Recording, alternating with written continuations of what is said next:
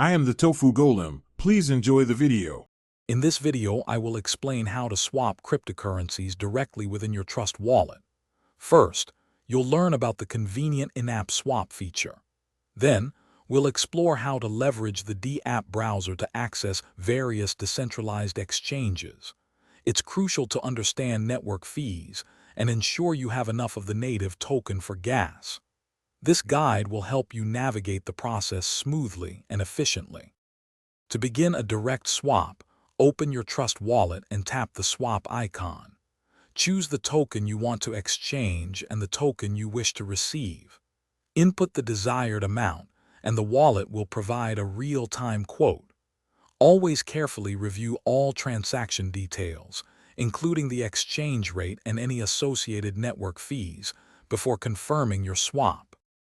For more advanced swaps or specific tokens, utilize the D-app browser. Tap the browser icon in your wallet and search for a decentralized exchange, such as PancakeSwap or Uniswap. Once on the exchange's site, connect your Trust wallet. You can then select your desired tokens and amounts and complete the swap directly through the decentralized exchange's interface. When swapping, always verify the token's contract address to prevent scams.